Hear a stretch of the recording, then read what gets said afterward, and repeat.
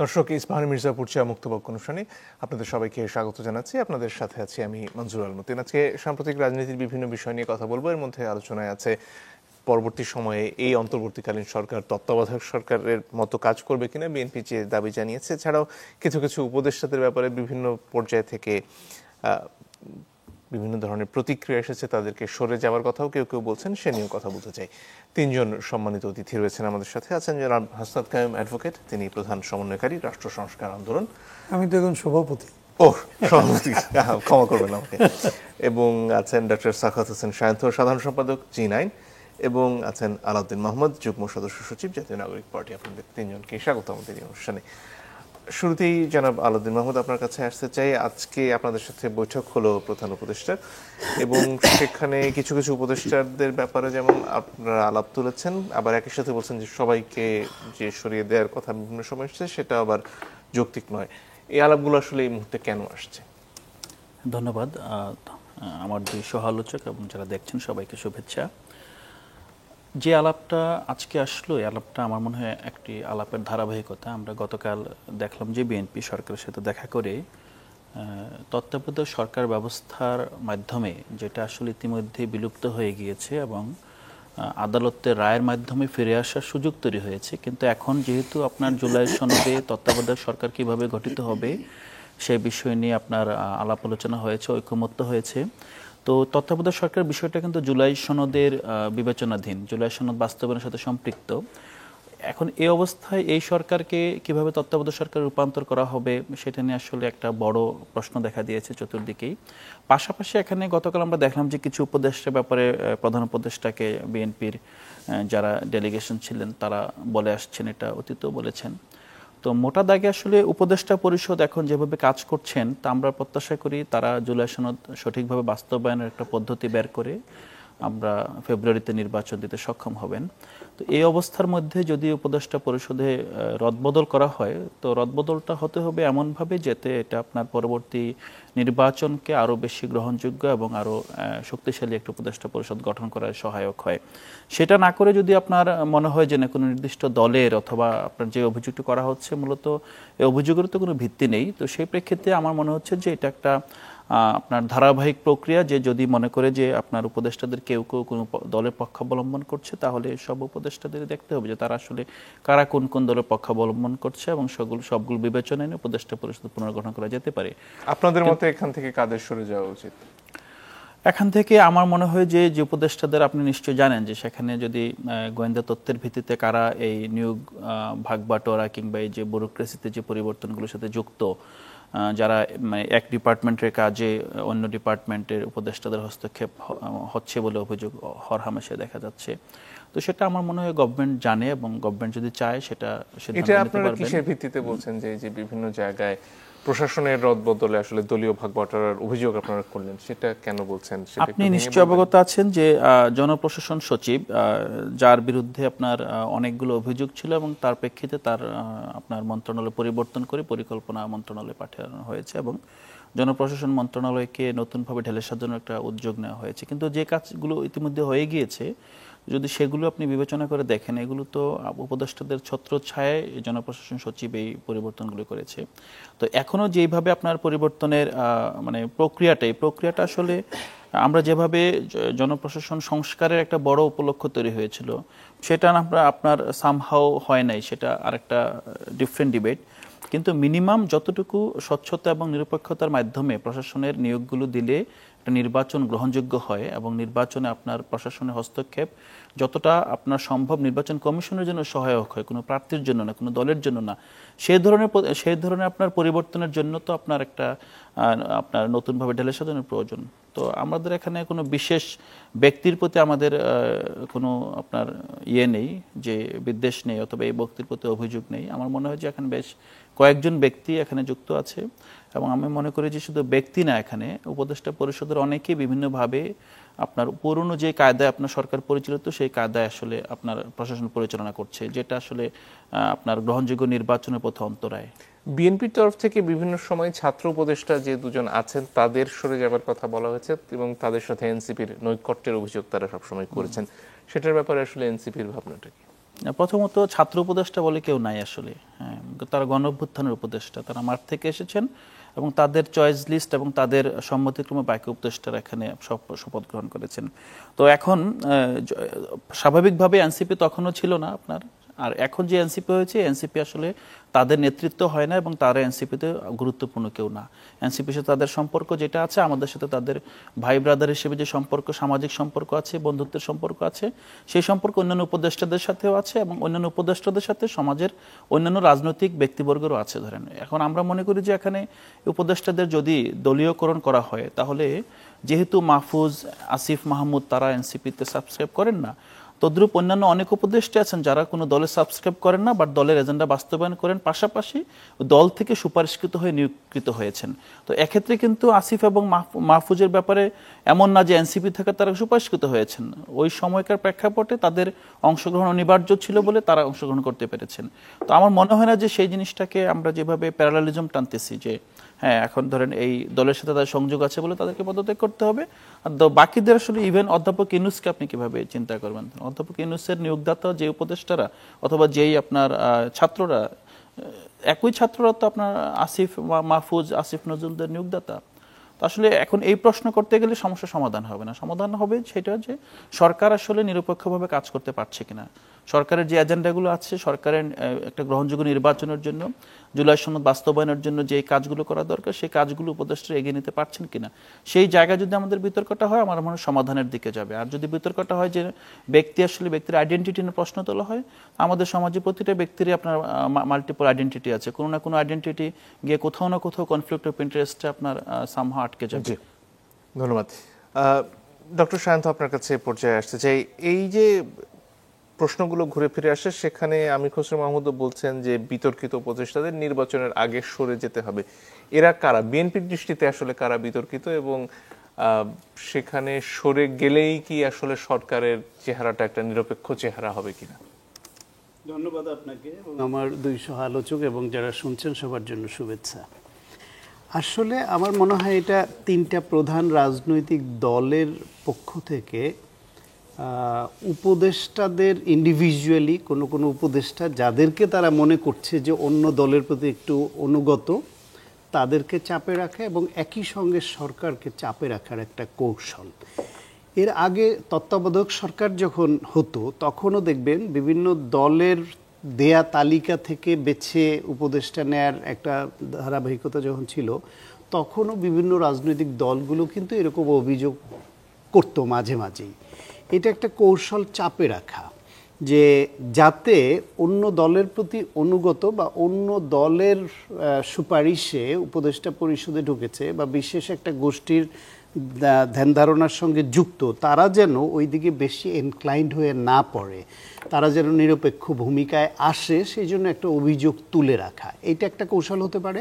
আরেকটা হচ্ছে সরকার যেন চাপে থাকে সব দলের কাছে। এইটা আসলে হচ্ছে গিয়ে ধরেন এনসিপি তাদের সঙ্গে একটু ভালো সম্পর্ক যে কয়জন, এর বাইরের অনেকের ব্যাপারে মনে করতে পারে এরা কেউ বিএনপির সঙ্গে অনুগত বা ইনক্লাইন কোনোভাবে, কেউ জামায়াতের প্রতি ইনক্লাইন্ড। এটা আবার বিএনপি মনে করতে পারে যে তাদের দিকে না গিয়ে এনসিপির প্রতি বা জামায়াতের দিকে অন্য কেউ কেউ ইনক্লাইন্ড, আবার জামায়াত কীভাবে ওই একই রকম মনে করবে।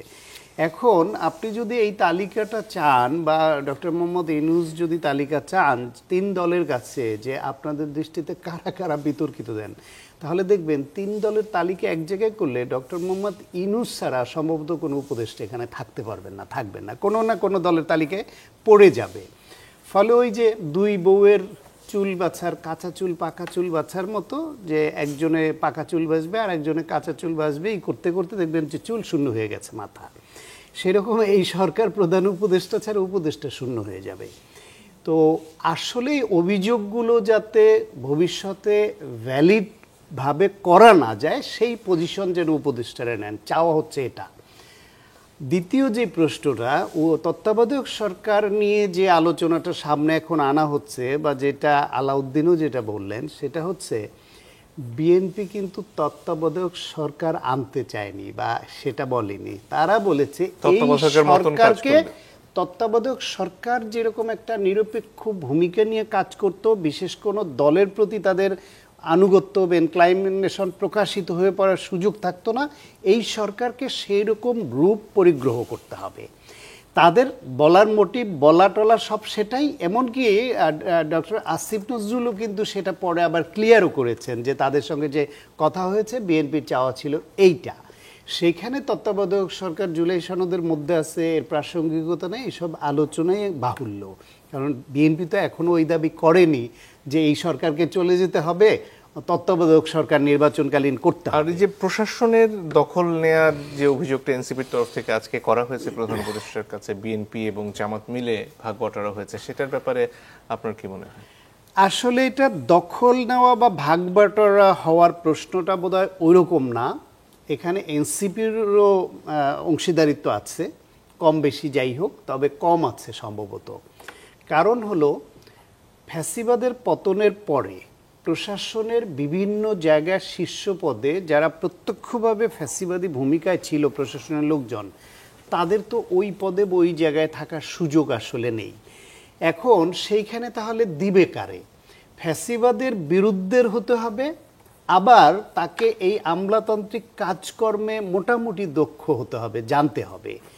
সেখানে এরা কেউ না কেউ বিএনপির নিয়োগ দেওয়া, কেউ না কেউ জামায়াতের নিয়োগ দেওয়া, কারো না কারোর সঙ্গে বিএনপি বা জামায়াতের একটা সম্পর্ক, কারোর সঙ্গে জাতীয় পার্টির সম্পর্ক, কিন্তু জাতীয় পার্টির বিবেচনায় তো নেওয়ার সুযোগ নাই।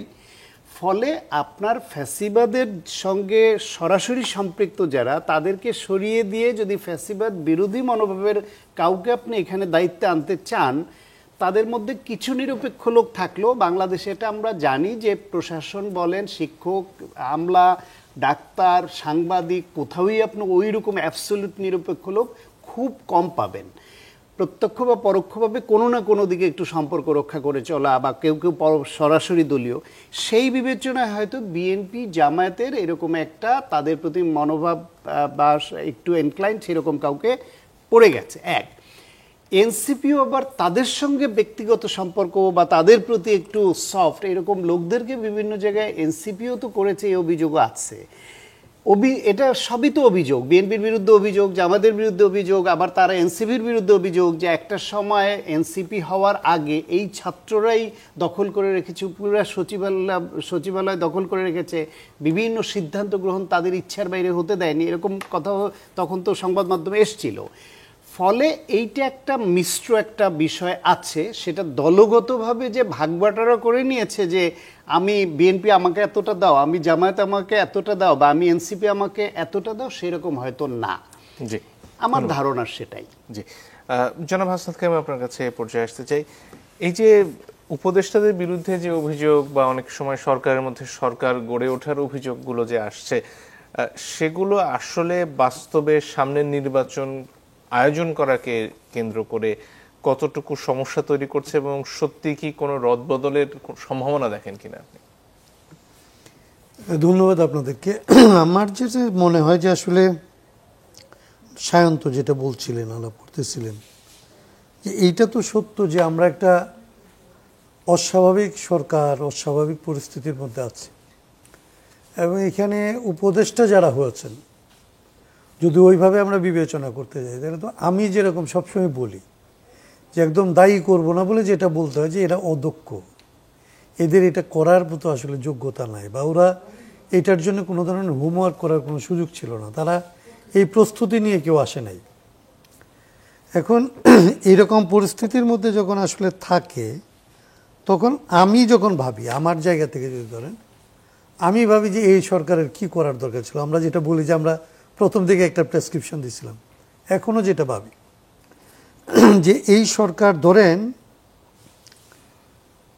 এই সরকারের আমলে প্রচুর দাবি দেওয়া আসতেছে, এবং তারা এটাকে কোনোটা মেটানোর চেষ্টা করতেছে, কোনোটা করতেছে না, কোনোটা পারতেছে, কোনোটা পারতেছে না, কোনোটা করতে গিয়ে হাসিনার মতো আচরণ করতেছে, আমাদের আসলে কষ্ট পাইতে হচ্ছে।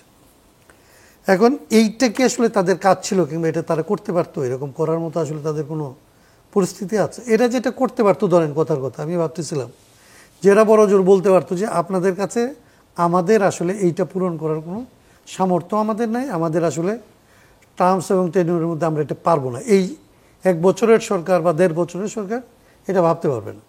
আপনাদের যদি কোনো দাবি দেওয়া থাকে, প্লিজ এটা আপনারা প্লেস করেন, আমরা একটা কমিশন করি, এগুলোর মধ্যে কতটা যৌক্তিক না আমরা একটা পরামর্শ রেখে যেতে পারি। কিন্তু এরা যখন এটা ডিল করতে যায় তাহলে দেখবেন যে ইকোনমিতে তারা কি ক্রাইসিসটা তৈরি করে। আজকে যখন আপনি বেতন কাঠামো পরিবর্তন করে ফেলেন তখন আসলে মার্কেটের যে ইনফ্লেশনটা হয়, কিংবা আসলে যখন এইরকম জায়গাগুলির মধ্যে আপনি বন্দর নিয়ে কাজ করতে যান, আপনি যখন আসলে অন্যান্য সমস্ত কাজ যেগুলি আপনার স্বাভাবিক যেইটার জন্যে মানুষ আপনাকে আসলে প্রায়োরিটি বেসিসে যে সময়ের জন্য বসে সেটার বাইরে যখন আপনি কাজ করেন তখন আপনি অনেকগুলো জায়গায় আসলে আপনার অদক্ষতাকে আরও শো করেন, এবং ওইখানে কেউ লাভবান হয়, কেউ লোকসানে পড়ে, কেউ কন্ট্রাক্টর হয়, কেউ আসলে এটাতে সাব কন্ট্রাক্টর হয়, কেউ কাজ পায়, কেউ পায় না। এগুলি দ্বারায় প্রশাসনের ভেতরে ওই রকমের আগের যে সিস্টেম, আলাউদ্দিন যেটা বলতেছিল যে সরকার পরিচালনা হচ্ছে পুরনো পদ্ধতিতে, পুরনো পদ্ধতির বাইরে তো আসলে সরকার পরিচালনার এখন পর্যন্ত কোনো তো আসলে ব্যবস্থা নাই, পুরনো পদ্ধতিতেই চলতে হচ্ছে। আমরা কি কি নতুন পদ্ধতি চালু করব সেই জায়গাটা একমত হইতে পারতেছি না এখনো পর্যন্ত, কিংবা কিভাবে করব এটাতে একমত হইতে পারতেছি না, সেই জায়গাগুলি ঘুরপাক খাচ্ছে। তাতে যেটা হয়েছে আমার কাছে মনে হয় যে এই এখনো পর্যন্ত তাদের বিরুদ্ধে সায়ন্ত কিংবা আলাউদ্দিন যেটা বলছে এটার বাইরেও আমার কাছে মনে হয় যে তারা কিছু অভিযোগ নিজেরা আসলে কল করেছে তাদের উপরে। যেমন এই যেটা বললাম যে ধরেন যেই কাজ তার করার কথা না সেই কাজ সে করতে গেছে। ধরেন আপনি বন্দর নিয়ে সমালোচনায় তাকে পড়তে হবে কেন? বন্দরকে যখন আপনি ডিল করতে গেছেন তখন না আসলে আপনি সাম্রাজ্যবাদের দালাল কি দালাল না একটা অ্যাঙ্গেল থেকে এই কথা বলার সুযোগ আসছে। আপনি বলতেই পারেন যে এটা এই মুহূর্তের এটা চলছিল তো, এবং এটা কোনো বিপজ্জনক জায়গায় যায় না, কোনো বিষয় ছিল কোনো বিপজ্জনক জায়গায় যায় না। আপনাকে আসলে আগ বাড়িয়ে এটাতে তো মাথা গলানোর কোনো দরকার ছিল না। এরকম অনেকগুলো অভিযোগ আসলে তারা কল করেছে, করে বিভিন্ন অ্যাঙ্গেল থেকে তারা সমালোচিত হয়েছে। আমাদের জায়গা থেকে আমরা খুবই সফট থাকতে চাই, আমরা একদম সমালোচনা না করতে চেয়েও আমাদের যেটা বলতে হয় যে আসলে এদের দক্ষতার ঘাটতি আছে। তো যে জায়গাটা আমি কথাটা বলতেছিলাম যে যেমন ধরেন যে আলাপগুলি যেরকম হয়, বিএনপি থেকে গতকালকে এই যে বলা হয়েছে যে তত্ত্বাবধায়ক ধরনের সরকার লাগবে। আসলে যদি আপনি দেখেন যে এই আলাউদ্দিনরা যে এটাতে আসলে ডিসপিউট অ্যারাইজ করতে পারলো, আসলে তো চাওয়া হচ্ছে যেটা আসিফ নজরুল আজকে ক্লারিফিকেশন দিল যে একটা ফেয়ার ইলেকশন করার জন্য আসলে যে ধরনের কার্যকলাপকে সাথে নেওয়া দরকার, যেগুলোর উপর মনোযোগ দেওয়া দরকার, সরকারের কাছে তাদের চাওয়া ছিল এটা। কিন্তু যখন আপনি তত্ত্বাবধায়ক সরকারের মতো কথা বলছেন তখন তো আমার এই প্রশ্ন আসছে যে তত্ত্বাবধায়ক সরকার দিয়ে যে সমস্ত নির্বাচন হয়েছিল সেগুলি সবগুলি কি একেবারে এরকম আমাদের আকাঙ্ক্ষিত নির্বাচন, বা আমরা যে নির্বাচন চাই সেই ব্যবস্থা কি ছিল? তাহলে তত্ত্বাবধায়কের বিরুদ্ধে আসলে অভিযোগগুলি আসছে কিভাবে? তো এই টার্মিনোলজিগুলি যদি আসলে আমাদের নেতৃবৃন্দ আরও সতর্কভাবে ব্যবহার করে এবং আকাঙ্ক্ষার জায়গাটা যেটা সেইখানে যদি মনোযোগ দেয়, রাজনৈতিক নেতারাও যদি করে এবং যারা উপদেষ্টা আছেন তারা যদি আসলে তাদের সীমাটা মেনে চলেন, তাহলে আসলে এই অভিযোগগুলি কম হতো। যেমন ধরেন আমি বাইরে আসলে সায়ন্তকে বলতেছিলাম যে বাংলাদেশের সরকার মানে এই অন্তর্বর্তী সরকারের কাছে রাজনৈতিক দল হয়েছে তিনটা, একটা হচ্ছে বিএনপি, একটা জামাত ইসলামী, আর একটা এনসিপি। এখন এনসিপি একটা রাজনৈতিক দল কিনা এটা নিয়ে তো এদেরই অনেক বন্ধুবান্ধব প্রশ্ন তোলা শুরু করে। আপনি যখন ছাত্রদের বা আন্দোলনকারীদের পার্টি হিসাবে, অভ্যুত্থানের পার্টি হিসাবে যখন একমাত্র এনসিপিকে আপনি সামনে নিয়ে আসেন, তাতে আপনি এনসিপির কোনো উপকার করেন না। কিন্তু এমনিতে মনে হয় আপনি এনসিপিকে উপকার করতেছেন, যারা যারা করতেছেন তাদের প্রতি অন্যদের আঙ্গুল তোলার একটা শর্ত তৈরি হয়। আরেকটা হচ্ছে এনসিপিকে কিংস পার্টি বলার আসলে একটা জায়গা তৈরি হয়। অতএব এই জায়গাগুলির মধ্যে আরও দক্ষতার কথা আমি যেটা বলি, আমি বলছি না যে এগুলি খুব ষড়যন্ত্র করে কিংবা খুব পরিকল্পিতভাবে এগুলি হচ্ছে, কিন্তু আমাদের আকাঙ্ক্ষা এর চাইতে আসলে দক্ষ সরকার এবং দ্রুত তারা যাতে আসলে এই জিনিসগুলির সমাধান করতে পারে সেটার একটা আকাঙ্ক্ষা কাজ করে। নিশ্চয়ই। একটা বিরতির সময় হয়ে গেছে, একটু পরে ফিরে আসছে, আশা করি সাথে থাকবেন।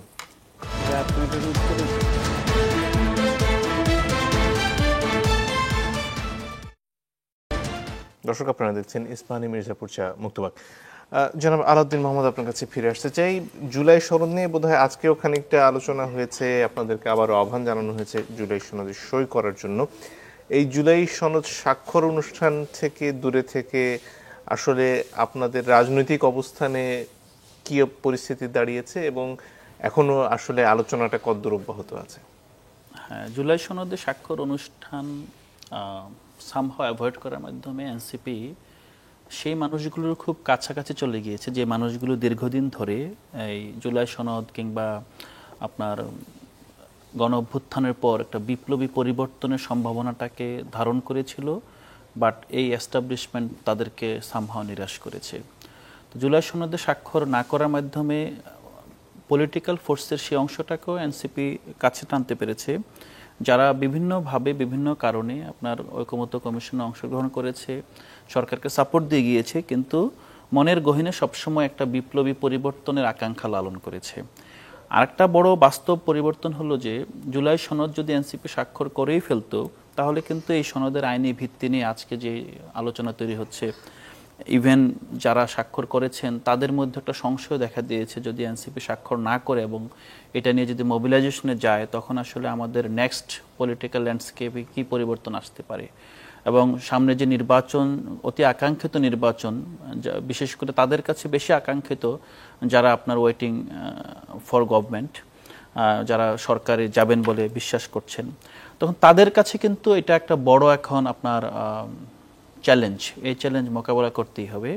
তো এটার মাধ্যমে এনসিপির আমার মনে হয় যেটা কিছু ক্ষেত্রে এনসিপির সাংগঠনিক অবস্থা, এনসিপির প্রতি মানুষের সমর্থন লুজ হচ্ছিল, এটা আবার নতুনভাবে আপনার রিইনস্টেট হয়েছে। বলতে আসলে কি বোঝাচ্ছেন আপনি? আইনি ভিত্তি বলতে আমরা যেই অবস্থাটা দেখছি, এটা মূলত একটা অর্ডিন্যান্সের মাধ্যমে আপনার এই সনদ অথবা পরবর্তী সংসদে গিয়ে বাস্তবায়ন করার যেই দীর্ঘ ডিবেট ছিল এখানে, এর বাইরে গিয়ে একটা অর্ডারের মাধ্যমে, যেটা জুলাই সনদ বাস্তবায়ন আদেশ, সেটার মাধ্যমে যখন আপনার গণভোটে যাওয়া হবে, তো সে গণভোটে আমরা চাই যে এই গণভোটে জনগণের কাছে আপনার জিজ্ঞাসা থাকবে যে এটা কি বাস্তবায়ন করা হবে কি হবে না। যদি হয়, তখন যদি জনগণ ইতিবাচক রায় দেয়, তখন একটা কন্ডিশনাল কনস্টিটিউয়েন্ট পাওয়ার আগামী সংসদ যারা নির্বাচিত হবেন তাদেরকে দেওয়া হবে, যারা সংবিধান সংস্কার সভার মাধ্যমে এই যে কন্ডিশনাল বলতে সেই অংশটা যেটা হলো জুলাই সনদে আপনার রাজনৈতিক দলগুলো যে যে বিষয়ে একমত হয়েছে, সেই বিষয়গুলো তারা আসলে ওপেন করতে পারবে। এর বাইরে গণপরিষদ হলে যেটা হয় যে পুরো আপনার সংবিধানের যে কোনো ধারা যে কোনো জায়গায় যেতে পারবে, সেটা যেতে পারবে না, শুধুমাত্র যে জুলাই সনদ বাস্তবায়নের জন্য একটা কনস্টিটিউয়েন্ট পাওয়ার। তো এই পর্যায়ে আমার মনে হয় না যে রাজনৈতিক দলগুলো আর দ্বিমত করার কোনো সুযোগ থাকবে। এবং যে সংশয়টা অনেকেই করছিল যে যদি গণপরিষদ হয়, তখন কি আসলেই আপনার আমাদের মধ্যে অনেক অবিবেচক রাজনৈতিক শক্তি আছে যারা উচ্চকক্ষে পিয়ারের যে একটা ভ্যালিড গ্রাউন্ড, সেই গ্রাউন্ডটাকে নিম্নকক্ষে পিয়ারের একটা ওভারহেলমিং একটা আপনার আন্দোলন দিয়ে এটাকে নষ্ট করে দিয়েছে। এবং বিভিন্ন বিতর্কে আপনার এখন উচ্চকক্ষ এবং নিম্নকক্ষ আলাদা করে পিয়ারের আলোচনাটা হয় না হওয়ার পিছনে আমাদের যেই ধারণা এবং যেটা মনে হচ্ছে যে এই যে আপনার পুরো পিয়ারটাকে নিম্নকক্ষে নিয়ে যাওয়া, সেটা তো আসলে কারো এজেন্ডাই ছিল না। তো এখন যদি গণপরিষদ হয়, এমনও হতে পারে কেউ ইসলামিক রিপাবলিকের দাবিতে আবার রাস্তাঘাট বন্ধ করে দিতে পারে, এই ভয়টা অনেকের আছে। ইভেন এই ভয়টা আমাদের বন্ধু রাষ্ট্রগুলোর মধ্যেও আছে। যদি আমরা একটা কন্ডিশনাল কনস্টিটিউয়েন্ট পাওয়ার দেই, তাহলে তো আপনার সেই ভয়টাও থাকে না। তো আমরা মনে হয় এখন যেই দাবিটাতে চলে আসছি, রাজনৈতিক দলগুলো বাকি যারা আছেন তারা হয়তোবা সামনাসামনি স্বীকার করেন না, বাট সবাই এখন মোটামুটি একমত যে জুলাই সনদ যদি বাস্তবায়ন করতে হয়, আইনে ভিত্তি দিতে হয়, তাহলে অর্ডার লাগবে। আর যদি অর্ডার হয়, অর্ডারের পরে যদি গণভোট হয়, গণভোট যদি ইতিবাচক রায় আসে, তাহলে অবশ্যই নেক্সট যে সংসদটা শুধুমাত্রই আপনার সংসদ হবে না, পার্লামেন্ট হবে না, বাট সামথিং এক্সট্রা। এই সময় এসে যে নাহিদ ইসলাম আবার জামাতের ভূমিকা পিয়ার আন্দোলন নিয়ে যে প্রশ্নগুলো তুলছেন, সেটা এই সময় আসলে কেন যৌক্তিক বা প্রাসঙ্গিক? এই সময় প্রাসঙ্গিক এই কারণে আমরা দেখি যে আপনার এই যে একটা রিফর্মের একটা মানে সবার মধ্যে একটা পরিবর্তন আকাঙ্ক্ষা ছিল, রিফর্মে অংশগ্রহণ করেছে, রিফর্ম ডিবেটে অংশগ্রহণ করেছে, ঐকমত্য কমিশনের পূর্বে যেই সংস্কার কমিটিগুলো হয়েছিল সেখানে প্রস্তাব দিয়েছে। আপনি যে প্রস্তাব দিলেন না, যে প্রস্তাব আসলে আপনার ঐকমত্য কমিশনের যে শর্ট লিস্টেড আলোচনায় নেই, স্প্রেডশিটে নেই, আপনি সে ধরনের কিছু প্রস্তাবকে নিয়ে আপনি পুরো সময়টা কাটিয়ে ফেললেন এবং আপনার রাস্তায় পুরো শক্তিটা ব্যয় করলেন সেটা নিয়ে। পরবর্তীতে দেখা গেলো আপনি সেই প্রস্তাবের পক্ষে, ইভেন এটা আমাদের চাওয়া না যে তারা অবস্থান করবে, বাট পক্ষে সুস্পষ্ট অবস্থান না নিয়ে যেটা আপনার মানে গতানুগতিক ধারা যেটা আসছে সেটাকে তারা অ্যাপ্রুভ করে আসলেন। তো এই যে আপনার একটা প্রসেস, আমাদের কাছে মনে হয়েছে যে যেহেতু আপনার জনমনে একটা ধারণা আছে যে আপনার সংস্কারের প্রশ্নে অনেক ক্ষেত্রেই জামাত ইসলাম, এনসিপি এবং আরও অনেকগুলো ইসলামিক দল আপনার কিছু কিছু ক্ষেত্রে একই লাইনে চলে গিয়েছিল।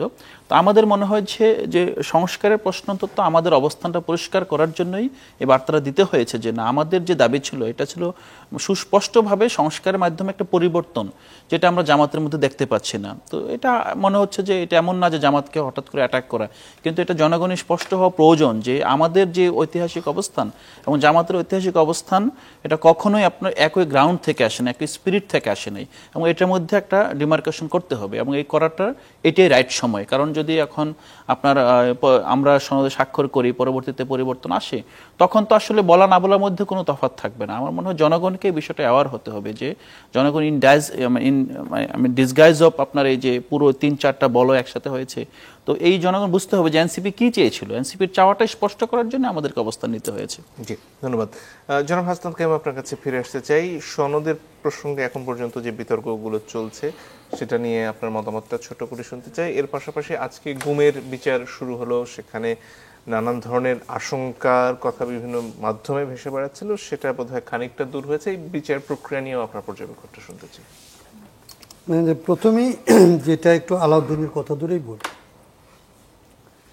আমরা যেটা দেখলাম যে আসলে একদমই শুরু থেকে না, আমরা অনেক আগে থেকে বলে আসছিলাম বাংলাদেশে একটা সংস্কার সভার নির্বাচন লাগবে, সংস্কার সভার নির্বাচন বলছিলাম, এবং আমরা বলছিলাম যে নির্বাচনটা একই সময় হওয়া দরকার। মানে বাংলাদেশের বাস্তবতার মধ্যে যে সমস্ত বিষয়কে বিবেচনায় নেওয়া দরকার, যে আপনি গণপরিষদ করলেন, তাহলে গণপরিষদে যারা আসবে তাদের হাতে যখন আপনি আনলিমিটেড পাওয়ার যাবে, তারা কোন কোন সিচুয়েশন দাঁড়াইতে পারে, তাতে আসলে কেওয়াসটা বাংলাদেশে বাড়বে না কমবে। একটা তো আমাদের চেষ্টা হচ্ছে যে কিছু জিনিস অর্জন করা, এবং সোসাইটির মধ্যে যেই ধরনের বিভাজন ফেসিবাদ তৈরি করছে সেইগুলির ভিত্তিটা কমায় আসলে সমাজকে যথাসম্ভব একদিকে একটা গণতান্ত্রিক পথে আনা। সেই জন্য আমরা অনেক আগে থেকে বলতেছিলাম যে এটা অ্যাপ্রোপ্রিয়েট হবে এখানে একটা সংস্কার পরিষদ এবং পার্লামেন্ট নির্বাচন একসাথে করা। এখন পর্যন্ত জামাত এখানে যেটা বলতেছে, তারা এইটাকে ধরেন মেনে নিচ্ছে, কিন্তু আরেকটা বাগড়া তারা দিচ্ছে যে গণভোটটা তাদের আগে করতে হবে। বাংলাদেশে এই সময়ের মধ্যে ফেব্রুয়ারিতে যদি আপনি নির্বাচন করতে চান আর নভেম্বরে গণভোট করার যে দাবি, এই দাবিটা তারা জানে যে এটা আসলে কার্যকর করা যাবে না, কিন্তু এখানে এক ধরনের একটা অস্থিতিশীল পরিস্থিতি তৈরি করার কোনো একটা বিষয় তাদের মাথায় হয়তো আছে। আমি জানি না, আমার পক্ষে ধরেন এটা গেস, মানে আমি তো আন্দাজ করতে পারবো, আর বেশি তো আসলে বলতে পারবো। কিন্তু এদের বিরুদ্ধে যারা কথা বলে, অভিযোগ করে, তাদের একটা অভিযোগ হচ্ছে যে এরা ফেব্রুয়ারিতে নির্বাচনটা চায় না, নির্বাচনকে বিলম্বিত করতে চায়। বিলম্বিত করতে চায় কারণ তারা যে ক্ষমতাটা এখন ভোগ করে সেই ক্ষমতাটা আসলে নির্বাচনের পরে তাদের হাতে থাকবে, এটা তারা মনে করে না। এই হচ্ছে ধরেন সাধারণভাবে জনশ্রুতি এবং অনেক রাজনৈতিক দলের মধ্যেও এক ধরনের ধারণা। কারণ আমরা সবগুলো রাজনৈতিক দলের সাথে এই জুলাই সনদ নিয়ে ধরেন আলাদা আলাদা করে কথা বলার চেষ্টা করেছে, তাতে কে কার সম্পর্কে কী ধরনের ধারণা এটা আমি নাম বলবো না, কিন্তু আমাদের এটা করতে যেয়ে এই বিষয়গুলো আমাদের দেখতে হয়েছে। এবং ওনারা এটা সিরিয়াসলি মিন করে না, যে এটাকে 2-3টা কারণ বলে ওনারা আগে কেন করতে হবে, সেইটার আমরা রিজলভ করার পদ্ধতির কথা বলছি, তখন তারা শিফট করে আরেকটা জায়গায়। সে আলাপে যাচ্ছি না আমি যেটা বলতে চাইছিলাম, তার মানে আমাদের এখানে একটা এই জায়গাগুলি তো আলাউদ্দিন যেটা বললো, এগুলি তো হচ্ছে বাস্তবতা, যে আপনি যে সনদটা হইলে সনদের তো একটা বাস্তবায়ন লাগবে, এই বাস্তবায়নটা কোনো না কোনোভাবে টেকসই করতে হবে, এবং টেকসই করতে হলে এটার কনস্টিটিউয়েন্ট পাওয়ার লাগবে। কারণ অ্যামেন্ডমেন্ট দিয়ে আপনি টেকসই করতে পারবেন না যখন আপনি বেসিক স্ট্রাকচারকে হিট করতেছেন। এইগুলি হচ্ছে অ্যাডমিটেড পজিশন। তাইলে এটা যে আমরা করতে যাব, কিভাবে করব, কারা আসলে আমাদের ক্ষমতাটা দেবে, গণভোটটার কথা বলা হচ্ছে। গণভোটটা যদি করতে হয় তাহলে গণভোটের জন্য একটা অধ্যাদেশ বলেন, আইন বলেন, আদেশ বলেন, আপনি নাম যাই বলেন, একটা লাগবে। আপনি পার্লামেন্ট দিয়ে যখন করেন, আপনি জানেন আপনি এই আইনের মানুষ, পার্লামেন্ট থেকে যখন আপনি করেন তখন এটা আইন, আপনি যখন প্রেসিডেন্টকে দিয়ে করেন তখন এটা অর্ডিন্যান্স। এর নাম আপনি যাই দেন, এর ক্যারেক্টার হচ্ছে এটা অর্ডিন্যান্সের ক্যারেক্টার, এটা রেটিফিকেশনের উপরে নির্ভরশীল।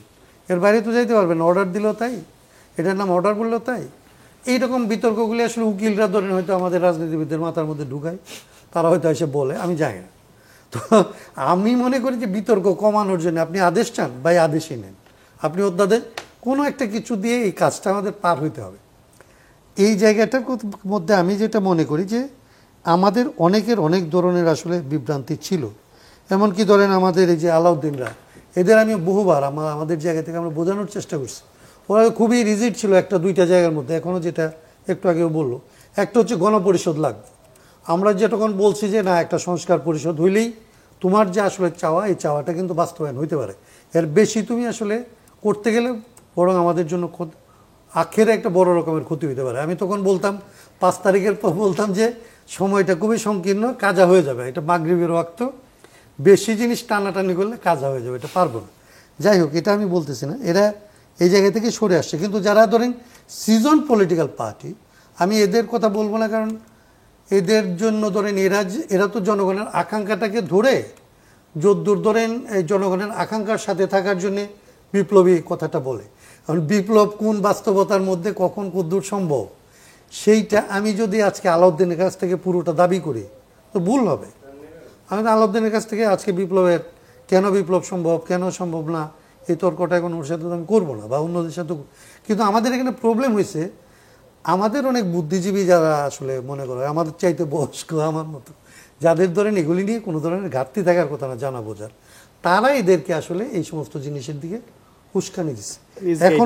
এখনো যেটা মনে করতেছে যে বিপ্লব প্রথম আলাপের মধ্যে বললো না যে সনদে যে আসলো না, ওদের যে না আসাটা, এটাকে কিন্তু আমি করি না। আমি মনে করি যে এরা আসা না আসা দুইটাই হইতে পারে। একটা দল মনেই করতে পারে যে আমি এখন যদি চলে যাই আমার চাপটা আসলে অব্যাহত থাকবে না, অথবা আমি এমন একটা কাজ করতে পারি যাতে এটা এনশিওর করার জন্য আমি না যাওয়া পর্যন্ত এই প্রেশারটা থাকলো। সেটাকে আমি ধরেন যদি ট্যাকটিক্স হয় এটাকে আমি খারাপ বলবো না, এটা হইতেই পারে। কিন্তু এদের যেটাকে খারাপ বলবো সেটা হচ্ছে যখন অন্যরা আমরা যারা সই করতে গেছি আমাদেরকে যখন জাতীয় বেঈমান কিংবা প্রতারক কিংবা গাদ্দার বলা হয়েছে, এইগুলি হয়েছে ধরেন অকারণেই ধরেন অন্যদের সম্পর্কে অশ্রদ্ধা তৈরি করে, এবং এইটা মনে করা হয় যে তাইলে আমরা যারা এদের সাথে এদের পেছনে রাস্তায় ছিলাম, আমরা যারা ধরেন আহত হয়েছি, গুলি খাইছি, আমাদের যারা আসলে মায়ের খেয়েছি, তাহলে এগুলির কোনো মূল্য নাই, এবং আমরা এগুলি যা যা করি এগুলির কোনো মূল্য নাই, তা তো না।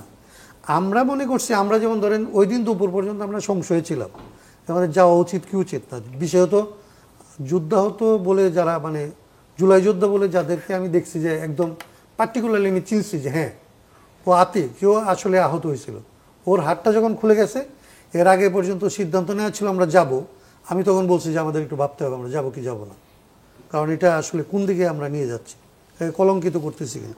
বাট আলটিমেটলি আমাদের মনে হয়েছে যে এইটা যে চক্রান্তটা হয়েছে এইটাকে যদি ধরেন আমরা প্রশ্রয় দেই তাহলে পুরো প্রসেসটা আসলে ক্ষতিগ্রস্ত হইতে পারে। তাহলে আমি খুব মন খারাপ অবস্থায় কিন্তু আমি ওইখানে সই করতে গেছি, এরা আসে না, এটার জন্য একটা মন খারাপ আছে। কারণ আমরা তো চাইছি সবাই মিলে অন্তত একটা সর্বাঙ্গ সুন্দর আসলে সমাধান হবে, সেটা হয় নাই। কিন্তু আমি এখনো মনে করি এটা হবে, আমি আশাবাদী। এই কথাটা গুমের বিচারের ব্যাপারে আমি ধরেন এই যে গুমের বিচার শুরু হলো এইটা নিয়েও ধরেন অনেক ধরনের মানে অতিশয়োক্তি আছে, অনেক অভিযোগ আছে, অনেক অভিমান আছে। আমি মনে করি যে বাংলাদেশের ইতিহাসে এটা একটা বড় রকমের ঘটনা। আপনার সার্ভিসে থাকা অবস্থায় আপনি জেনারেলদের বিরুদ্ধে এইখান থেকে আসলে ট্রাইব্যুনাল থেকে তাদের বিরুদ্ধে গ্রেফতারি পরোয়ানা যাচ্ছে, সেনাবাহিনী সেটা বাস্তবায়ন করতেছে, তাদের জন্য সাব জেল করা হচ্ছে, এবং সব কিছু আইনের মধ্যেই করা হচ্ছে। এরকম না যে সাব জেলেই প্রথম করা হলো, হাসিনার জন্য করা হয়েছে, খালেদার জন্য করা হয়েছে। যদিও এটা নিয়ে প্রশ্ন তুলতেই পারে যে আমরা যখন পুরো সমতাটা চাইবো তখন একটা প্রশ্ন উঠতে পারে, কিন্তু তার বাইরে আমরা যখন হাসিনার জন্য করছি, খালেদার জন্য করছি, আমাদের একটা সিকিউরিটি পয়েন্ট অফ ভিউ থেকেও করছি, এবং এই জেনারেলদেরও সিকিউরিটি পয়েন্ট অফ ভিউ থেকে আমরা এটা করতে যদি করে ট্রাইব্যুনাল, এটা কোনো অন্যায় করছে এটা আমার মনে হয় না।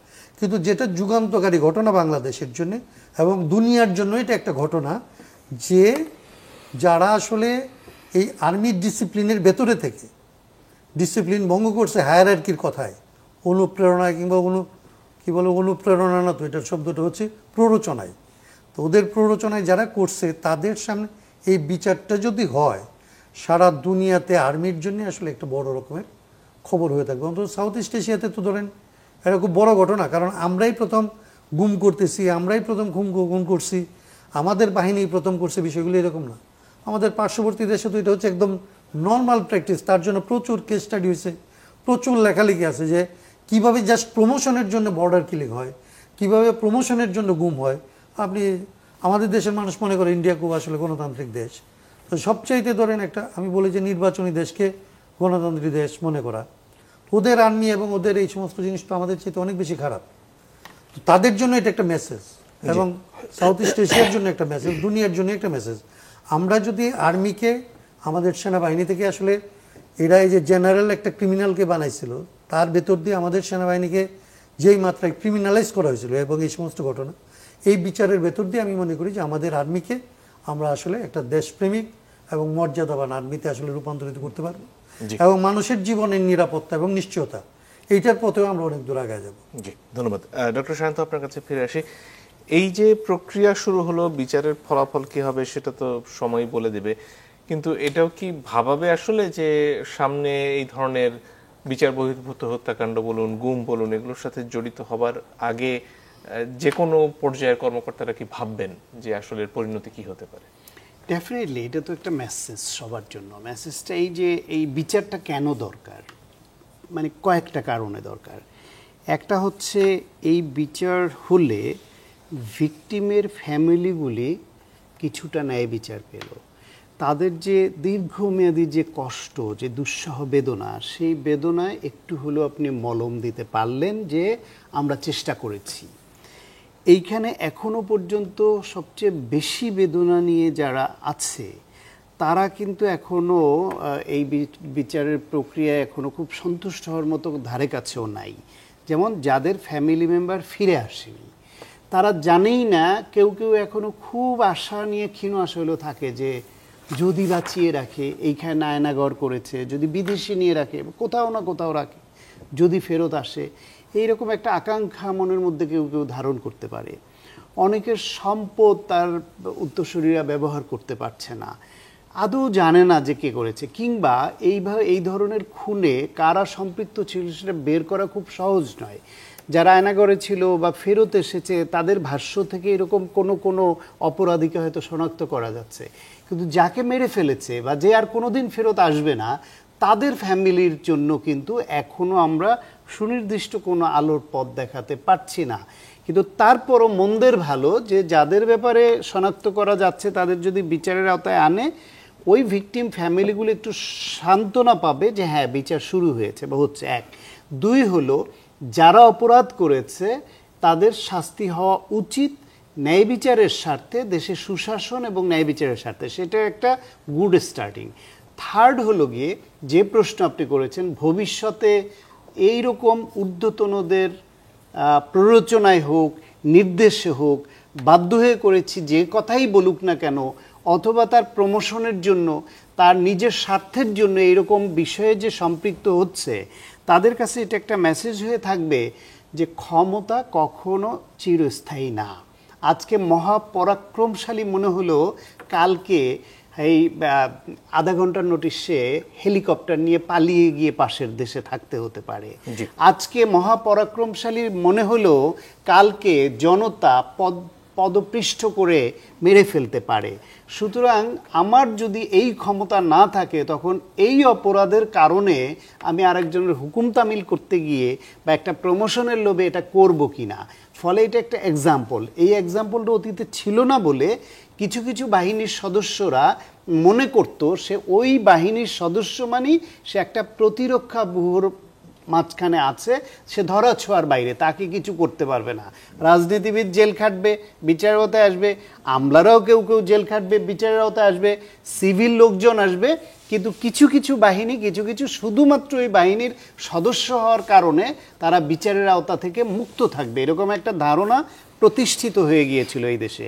সেইখানে সেনাবাহিনী যে এই যে কাজটা করেছে, অত্যন্ত মানে একটা দৃষ্টান্ত তৈরি করেছে যে সার্ভিং অফিসারদেরকে তারা হেফাজতে নিয়েছে, আদালত বিচারিক প্রক্রিয়ার মধ্যে তারা মেনে নিয়ে সেই দিকে আসছে। বরং আমি আরও কয়েকটা জায়গায় আমার যে খারাপ লাগাটা বা উচ্ছ্বাসটা প্রকাশ করেছি যে যেই 5 জন যে মহাপরিচালক যাদের বিরুদ্ধে এই গ্রেফতারি পরোয়ানা জারি হলো, তারা কিন্তু সেনাবাহিনীতে সার্ভিং না যেহেতু এখন, ফলে তাদের দায়িত্ব সেনাবাহিনীর না, তারা এখন সিভিল, এবং তাদের গ্রেফতারের দায়িত্ব হচ্ছে স্বরাষ্ট্র মন্ত্রণালয়ের হাতে। তাদের কাউকে আমরা গ্রেফতার করতে দেখলাম না। তারা পলাতক আছে, কোথায় আছে, দেশ ছেড়ে ইতিমধ্যে চলে গেছে, কোনোরকম এক্সিট নিয়েছে কিনা আমরা জানি না। সুতরাং ব্যর্থতা কিছুটা থাকলে সেটা আছে আমাদের স্বরাষ্ট্র মন্ত্রণালয়ের এবং এই পুলিশ প্রশাসনের। সেনাবাহিনী কিন্তু অত্যন্ত বিচক্ষণতার সঙ্গে ভবিষ্যৎ দেশপ্রেমিক বাহিনী হিসেবে ইমেজ বৃদ্ধি করবার জন্য যে পদক্ষেপ নেওয়া দরকার সেটা নিয়েছে। বাংলাদেশের সেনাবাহিনীকে সবচেয়ে কলঙ্কিত করেছে আজিজ মার্কা সেনাপ্রধান করে। সেই আজিজ মার্কা সেনাপ্রধান হয়ে অন্য দেশের এজেন্ডা বাস্তবায়ন এবং সেই অনুসারে বাংলাদেশের একটা কর্তৃত্ববাদী ফ্যাসিস্টের ইচ্ছা পূরণ করতে গিয়ে নিজ দেশের জনগণকে গুম খুনের আওতায় এনে যা করেছে, এই কলঙ্কটা মুছতে হবে সেনাবাহিনীকেই, এবং সেই উদ্যোগটাই তারা নিয়েছে, যেটা ভবিষ্যতে এই বাহিনীর ভাবমূর্তিকে আরও উজ্জ্বল রাখবে এবং অন্য সদস্যরা এই রকম অপরাধ থেকে নিজেকে নিবৃত রাখবে। জি, অনেক ধন্যবাদ। শেষের দিকে জনাব আলাউদ্দিন, যদি প্রসঙ্গে কিছু যোগ করার থাকে। এছাড়াও একটু আগে জনাব হাসনাত কাইম যে কথা বলছিলেন যে যারা সই করেছেন আসলে তাদের ব্যাপারে যে শব্দ চয়ন করা হচ্ছে সেটা যৌক্তিক হয়েছে কিনা?